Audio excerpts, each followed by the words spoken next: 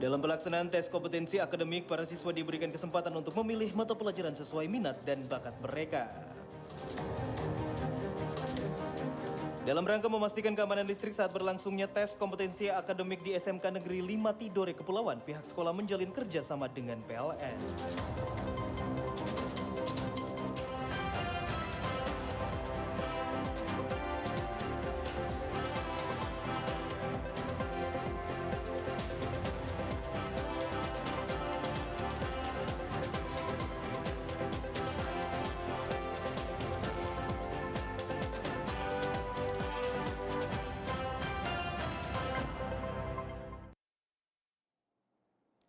Salam jumpa pemirsa, program Maluku Utara hari ini kembali hadir menjumpai Anda dalam edisi Rabu 5 November 2025 bersama saya Leonar Patipelohi.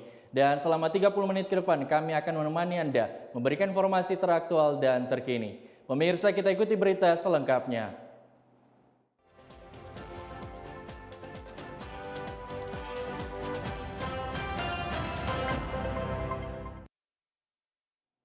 Kita ke informasi yang pertama, pemirsa, dalam pelaksanaan tes kompetensi akademik, para siswa diberikan kesempatan untuk memilih mata pelajaran sesuai minat dan bakat mereka pada tes kompetensi akademik atau TKA. Kesempatan memilih mata pelajaran sebagai upaya untuk mengetahui kemampuan siswa di bidang yang mereka minati. Dalam pelaksanaan TKA di sejumlah sekolah kejuruan, termasuk SMK Negeri 5 Tidore Kepulauan, siswa tidak hanya diuji kemampuan dasar, tetapi juga diberi keleluasaan memilih mata pelajaran yang sesuai dengan jurusan maupun bidang keahlian masing-masing. Kepala SMK Negeri 5 Tidore Kepulauan mengungkapkan, terdapat 2 mata pelajaran yang akan diujikan kepada siswa. Salah satunya mata pelajaran pilihan yang dapat dipilih sesuai minat masing-masing siswa. Yang di dalamnya ada bahasa Indonesia, ada matematika, dan bahasa Inggris. Dan itu merupakan mata pelajaran wajib pada tes kemampuan akademik. Tapi selain itu, kami juga melakukan penguatan terkait dengan mata pelajaran pilihan. Karena kita SMK itu untuk mapel pilihan wajibnya itu di mata pelajaran produk kreatif dan kewirausahaan. Kemudian yang lainnya itu tergantung dari minat dan siswa. Ada yang memilih PKN sesuai dengan rencana studi yang nanti akan mereka lanjutkan. Kebijakan ini diharapkan dapat memberikan gambaran lebih objektif terhadap kemampuan siswa di bidang yang mereka minati, sekaligus menjadi acuan peningkatan mutu pendidikan kejuruan. Dengan adanya pilihan mata pelajaran pada TKA, diharapkan hasil tes kemampuan mencerminkan kemampuan siswa secara lebih menyeluruh dan akurat. Faradila Sultan Batua, M. Gifari, TVRI Maluku Utara melaporkan. Sementara itu, saudara, dalam rangka memastikan keamanan listrik saat berlangsungnya tes kompetensi akademik di SMK Negeri 5 Tidore Kepulauan, pihak sekolah menjalin kerjasama dengan PLN. Pelaksanaan tes kompetensi akademik atau TKA dapat berjalan lancar tanpa gangguan listrik. Sekolah Menengah Kejuruan Negeri 5 Tidore Kepulauan memastikan pasokan listrik tetap stabil selama ujian berlangsung dengan berkoordinasi langsung bersama pihak PLN setempat. Koordinasi dilakukan untuk mengantisipasi kemungkinan terjadinya pemadaman, mengingat ujian berbasis komputer membutuhkan suplai listrik yang stabil. Kerjasama ini diharapkan dapat menjamin kenyamanan siswa dalam mengikuti ujian dan memastikan pelaksanaan TKA berjalan sesuai jadwal. Kegiatan ini berjalan dengan lancar. Mudah-mudahan karena ini berbasis komputer, otomatis kami juga bekerja sama dengan pihak PLN agar proses ini dia berjalan baik. Maka kami minta kepada pihak PLN untuk stay jaringan, baik itu jaringan internet di ini maupun untuk listrik agar tidak padam supaya proses ini berjalan dengan lancar. Ujian yang menggunakan sistem komputerisasi membutuhkan pasokan listrik yang stabil di setiap sesi, sehingga pihak sekolah mengambil langkah antisipasi dengan memastikan dukungan dari PLN. Kepala SMK Negeri 5 Tidore Kepulauan menyampaikan apresiasi atas respon cepat pihak PLN yang siap membantu menjaga kelancaran pelaksanaan TKA. Selain itu, dengan dukungan PLN, pelaksanaan TKA di SMK Negeri 5 Tidore Kepulauan dapat berjalan lancar, aman, dan tanpa kendala kelistrikan. Faradila Sultan Batua, M. Gifari, TVRI Maluku Utara melaporkan. Pemirsa, pembangunan infrastruktur di Desa Kusu Kecamatan Oba Utara terus dilakukan selama tahun 2025. Pembangunan infrastruktur bertujuan untuk memperbaiki kualitas hidup dan pertumbuhan ekonomi. Pemerintah desa memfokuskan pembangunan pada fasilitas umum. Pemerintah Desa Kusu Kecamatan Oba Utara Kota Tidore Kepulauan terus melakukan pembangunan infrastruktur demi mendorong pertumbuhan ekonomi dan lingkungan masyarakat desa. Pembangunan infrastruktur memungkinkan masyarakat dapat bergerak lebih mudah untuk mengakses pasar, pusat kesehatan, pendidikan, dan berbagai fasilitas lainnya. Kepala Desa Kusu Anwar Lukman menyampaikan, selama tahun 2025 berbagai pembangunan telah dilakukan oleh pemerintah desa dalam berbagai bidang. Ya, jadi ada beberapa kegiatan fisik yang baik yang sudah kami lakukan, baik itu pembangunan MCK, gedung pos balai dusun, terus saluran air, pembangunan saluran air, dan pembuatan plat deker, terus jalan tani dan lain sebagainya sudah kami lakukan di pertengahan ini. Tinggal ada beberapa kegiatan fisik yang belum kami laksanakan karena persoalannya membutuhkan alat berat. Jadi sementara ini sudah dikontak, namun mereka masih melakukan penyelesaian kerja yang berada sementara di titik Kusu juga. Jadi tunggu pekerjaan mereka selesai baru dilanjutkan dengan kerja yang kami bisa lakukan. Begitu. Kepala Desa Kusu berharap semoga dengan adanya pembangunan infrastruktur yang telah dilakukan bisa berdampak baik untuk menciptakan masyarakat Desa Kusu yang tangguh dan mandiri dalam menghadapi tantangan zaman saat ini. Leonar Patipelohi, Sandi Sunarto, TVRI Maluku Utara melaporkan. Pemirsa, program Maluku Utara hari ini akan hadir sesaat lagi. Tetaplah bersama kami.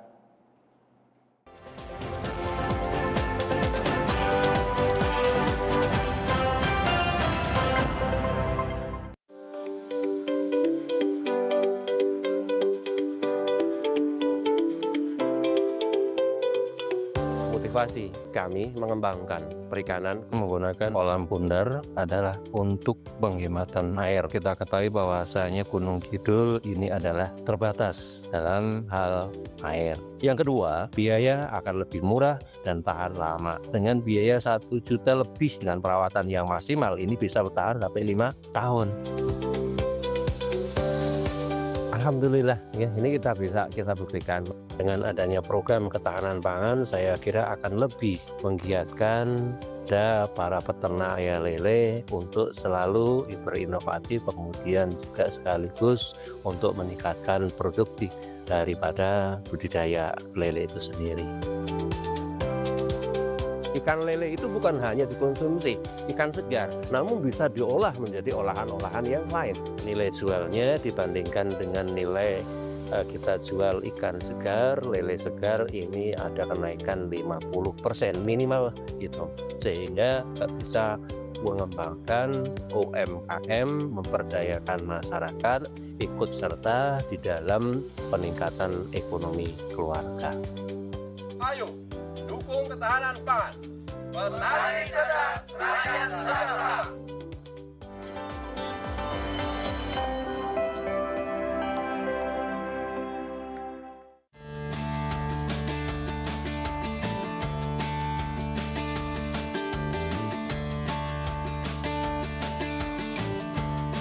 Sebenarnya dari dasar kita selalu mendukung ketahanan pangan.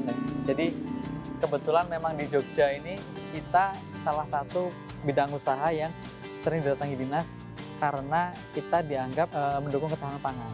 Seperti itu. Walaupun lingkupnya masih di Jogja saja. Kita menggunakan lahan kas desa.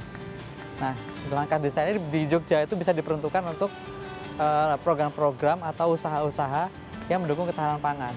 Mimpi besar Amar Farm itu membuat integrated farming system, di mana di sana ada peternakan, kemudian juga ada pertanian, dan juga ada pengolahan limbahnya. Dan konsep kita itu kita membuat zero waste, jadi tidak ada limbah yang terbuang.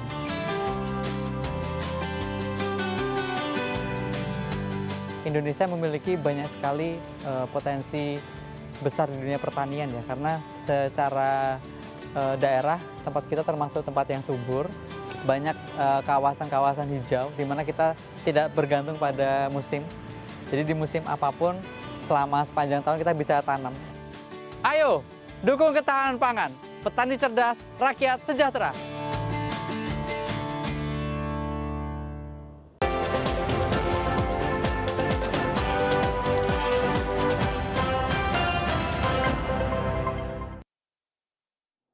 Pemirsa, Anda kembali menyaksikan program Maluku Utara hari ini. Kita beralih ke informasi lainnya. Gubernur Maluku Utara Sherly Laos memperkenalkan kekayaan budaya dan warisan leluhur Maluku Utara ke mata dunia melalui festival budaya yang digelar di Taman Mini Indonesia Indah 2 November Ahad kemarin. Di hadapan para peserta dan tamu undangan festival budaya, Gubernur Sherly Laos mengenakan busana kain tenun tidore. Festival Budaya Maluku Utara yang berlangsung di Taman Mini Indonesia Indah menampilkan beragam kesenian daerah mulai dari tarian tradisional, musik khas daerah, hingga aneka kuliner yang dimasak menggunakan bambu. Sebuah tradisi yang menggambarkan kearifan lokal masyarakat Maluku Utara dalam mengolah alam dengan rasa syukur dan kebersamaan.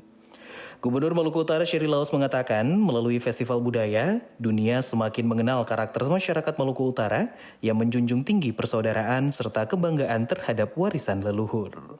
Katakan kepada Ibu Kepala Penghubung untuk dengan pariwisata tahun depan kita bikin lebih meriah lagi, bukan hanya sekedar seremonial, tetapi ada kain-kain, ada tenun Ternate dan tenun Tidore hasil pelatihan dari Bank Indonesia. Izin Pak, saya pakai di sekarang tenun Tidore, sangat cantik. Harapannya tahun depan kita bekerja sama dengan para fashion designer untuk menggunakan kain dari binaan Bank Indonesia, tenun Tidore, tenun Ternate, kita bikin fashion show. Festival budaya di Taman Mini Indonesia Indah menunjukkan komitmen pemerintah Provinsi Maluku Utara dalam melestarikan dan mempromosikan warisan budaya daerah ke tingkat nasional maupun internasional. Semangat cinta budaya dan kebersamaan yang ditampilkan menjadi cermin jati diri Maluku Utara yang kaya akan sejarah, alam, dan nilai-nilai kemanusiaan. Sandi Sunarto, Hendristan Lohi, TVRI Maluku Utara, melaporkan. Sementara itu, dalam rangka menghadapi potensi bencana alam yang dapat terjadi di wilayah Maluku Utara, Polda Maluku Utara menggelar apel kesiapsiagaan tanggap darurat bencana hidrometeorologi yang dilaksanakan secara serentak di wilayah Maluku Utara. Apel tersebut diikuti oleh personil TNI, Polri, BPBD, Basarnas, dan instansi terkait lainnya. Operasi Aman Nusa 2 bersifat terbuka dengan mengedepankan kegiatan pengamanan, pencarian, penyelamatan, perlindungan, pertolongan, pelayanan, dan evakuasi terhadap masyarakat yang terdampak bencana. Sebanyak 482 personel diterjunkan berdasarkan surat perintah Kapolda Maluku Utara dalam operasi tersebut. Sebagai bentuk kesiapan, Rabu pagi Polda Maluku Utara menggelar apel kesiapsiagaan tanggap darurat bencana hidrometeorologi yang dilaksanakan secara serentak di wilayah Maluku Utara. Apel kesiapsiagaan diikuti oleh personel TNI, Polri, BPBD, Basarnas, dan instansi terkait lainnya. Kehadiran berbagai instansi tersebut sebagai wujud sinergi lintas sektor dalam menghadapi ancaman cuaca ekstrim dan potensi bencana. Kabid Humas Polda Maluku Utara Kombes Pol Bambang Suharyono menjelaskan bahwa operasi ini merupakan bentuk kesiapsiagaan Polri dalam mengantisipasi dan menanggulangi setiap potensi bencana yang terjadi di wilayah hukum Polda Maluku Utara mulai dari tahap darurat hingga pasca bencana. Pelaksanaan operasi dimulai dari tahap persiapan hingga tahap konsolidasi dengan melibatkan berbagai satuan fungsi di jajaran Polda dan Polres. Selain itu, Polda Maluku Utara juga menjalin sinergi dengan instansi terkait seperti BPBD, TNI, Basarnas, dan pemerintah daerah guna memastikan penanganan bencana dilakukan secara terkoordinasi dan maksimal. Melalui operasi Aman Nusa 2 2025, diharapkan masyarakat dapat merasa lebih aman dan terlindungi, serta penanganan bencana di Maluku Utara dapat berjalan dengan cepat dan efektif. Leonar Patipelohi, Sandi Sunarto, TVRI Maluku Utara melaporkan. Pemirsa, program Maluku Utara hari ini akan hadir sesaat lagi. Tetaplah bersama kami.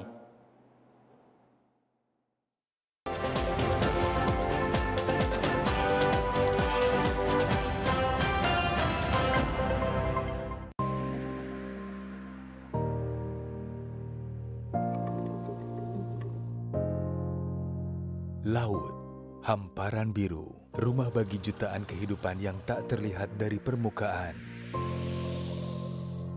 Di dalam dinginnya arus, raksasa lembut menari-nari, menjadi penanda keharmonisan dan keseimbangan alam yang berkelanjutan.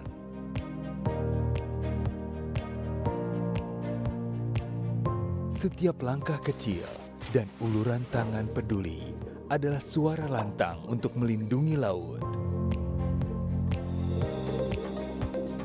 Konservasi terumbu karang adalah upaya menjaga, melindungi, dan mengelola secara lestari agar bermanfaat secara ekologis, ekonomi, dan sosial bagi masyarakat.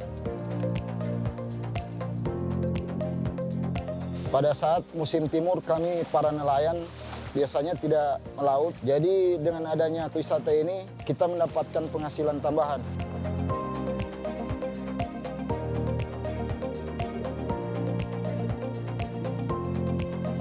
Alam sudah menyediakan segalanya. Selamatkan laut mulai dari kita. Pelestarian bukan hanya sekedar puisi, namun sebuah aksi nyata sebagai tanggung jawab kita bersama. Jaga laut, cegah dari kepunahan, stop eksploitasi biota laut.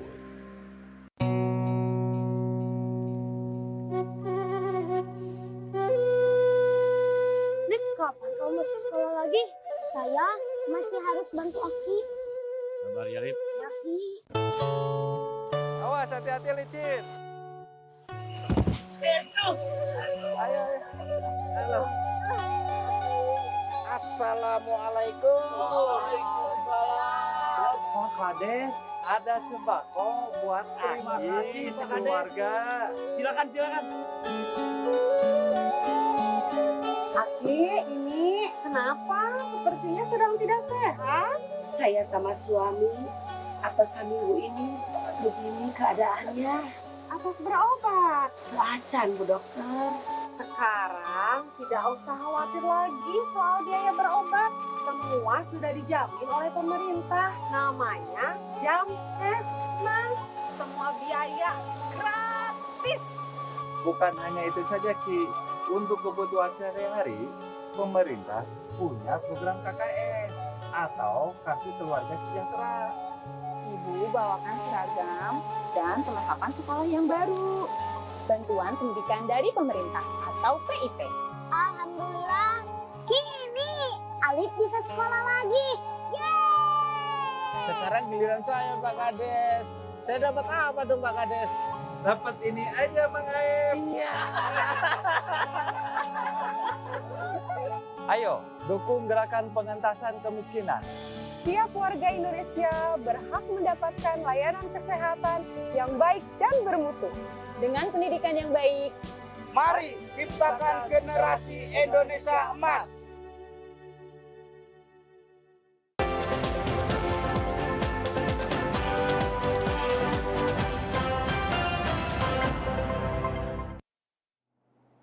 Pemirsa, Anda kembali menyaksikan program Maluku Utara hari ini. Kita beralih ke informasi lainnya dalam segmen Klik Sulampa, Sulawesi, Maluku, dan Papua.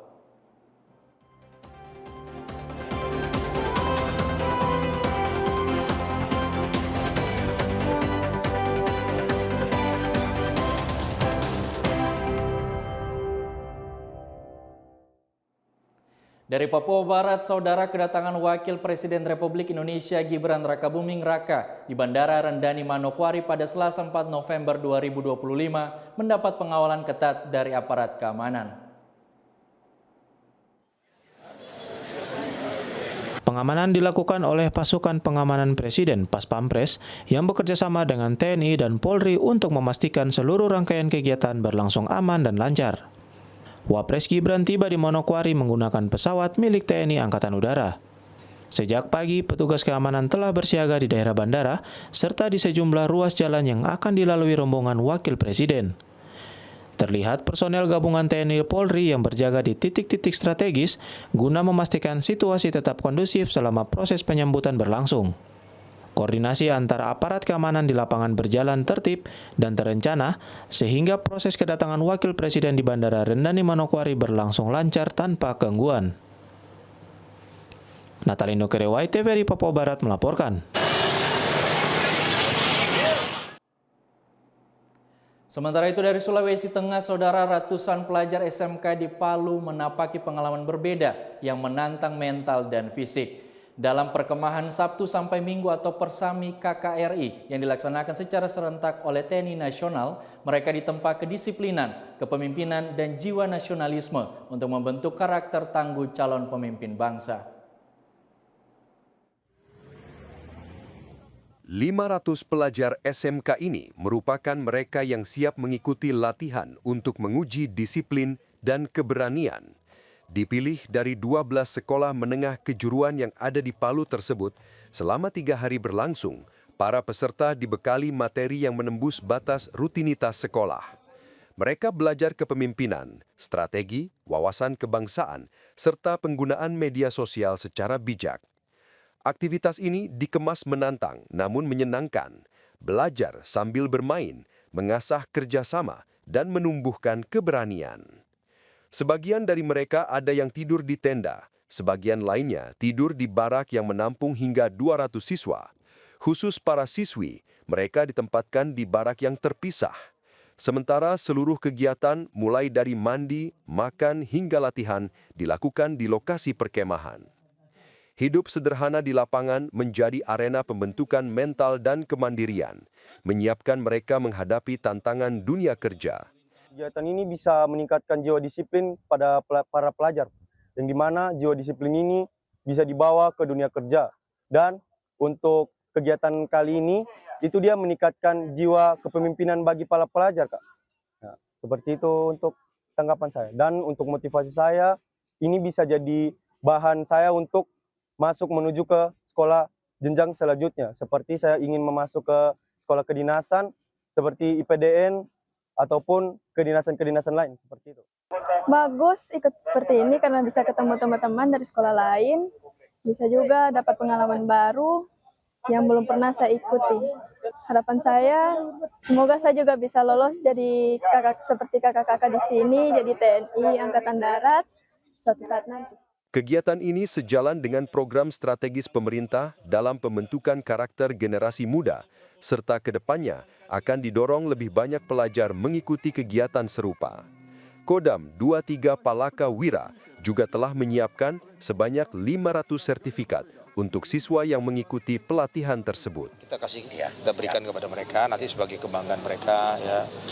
Dengan sertifikat itu mereka juga bakal bertanggung jawab nanti. Ya, saya tidak akan mungkin nanti mengingkari alma mater saya ini. Ya. Kalau untuk peserta terbaik nanti diatur oleh panitia lah Pak dan Rem yang atur nanti. Memang harus ada itu ya. Ada. Ya nanti terbaik, terlincah, terginas, terlucu, tergembira. Nanti ada karakter-karakternya. Di Palu, para pelajar pulang membawa pengalaman yang meneguhkan mental dan karakter. Dari latihan fisik, baris berbaris, hingga pembelajaran kepemimpinan dan nasionalisme.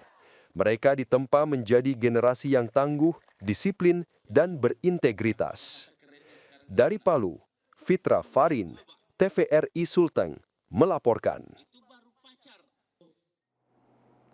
Dari Sulawesi Selatan, pemirsa, viral di media sosial. Fenomena hujan es disertai angin kencang terjadi di Kabupaten Maros, Sulawesi Selatan. Fenomena ini hanya terjadi di sekitar daerah pegunungan dan disambut warga bahkan mengumpulkan butiran es yang turun bersama air hujan. Hujan deras disertai angin kencang dan petir melanda seluruh wilayah di Kabupaten Maros. Namun di tengah cuaca buruk ini, warga terkejut dengan turunnya hujan es yang berlangsung beberapa menit saat hujan deras mulai turun. Menariknya, fenomena ini hanya terjadi di sejumlah titik desa di Desa Bentengi, Kecamatan Malawa, yang merupakan daerah pegunungan di Kabupaten Maros. Sementara sejumlah desa tetangga tidak mengalami hujan es tersebut. Koordinator Bidang Data dan Komunikasi BMKG Klimatologi Swisher, Sabsul Bahri mengatakan, hujan es tersebut dipengaruhi oleh awan cumulonimbus tingginya 10 hingga 12 km, sehingga membuat suhu udara menjadi minus dan membentuk partikel es. Hujan es itu adalah salah satu fenomena yang diakibatkan oleh awan cumulonimbus. Awan cumulonimbus ini tingginya Pak, itu dari 10 km sampai 12 km. Itu secara tinggi ya. Nah, pada ketinggian itu suhu udara kita sudah bahkan minus. Nah, kita tahu bahwa di awan itu kan ada namanya titik-titik awan, kemudian ada titik-titik air sehingga membentuk titik-titik atau partikel kecil yang membentuk hujan.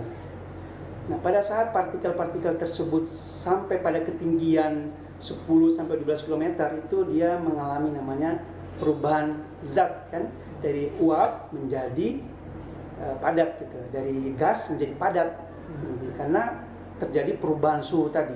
Hingga saat ini kondisi cuaca di Kabupaten Maros sudah masuk dalam masa transisi dari musim kemarau ke musim hujan. Diperkirakan fenomena hujan es tersebut akan terjadi lagi ketika adanya potensi curah hujan ekstrim akibat perubahan suhu udara yang tiba-tiba dingin di lapisan atmosfer saat awan cumulonimbus terbentuk.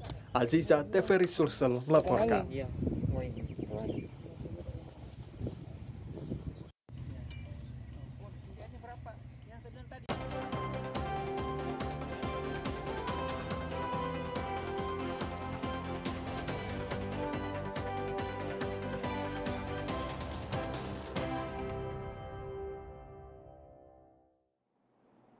Pemirsa, demikianlah beragam informasi dari segmen Klik Sulampa. Selanjutnya kami mengajak Anda untuk mengikuti informasi tentang perakiraan cuaca Maluku Utara yang berlaku besok hari Kamis 6 November 2025. Data perakiraan cuaca ini kami peroleh dari Badan Meteorologi, Klimatologi, dan Geofisika.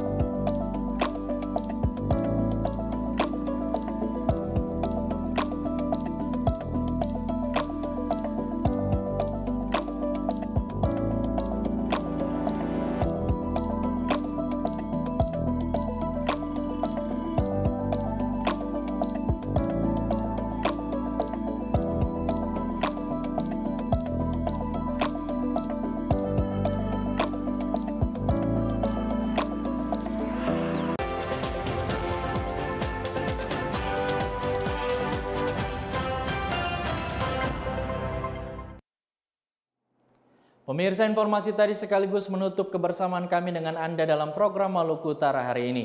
Saya Leonar Patipelohi dan kru yang bertugas mengucapkan terima kasih atas perhatian Anda. Berikut kami mengajak Anda untuk menyaksikan siaran TVRI Nasional. Selamat menyaksikan dan sampai jumpa.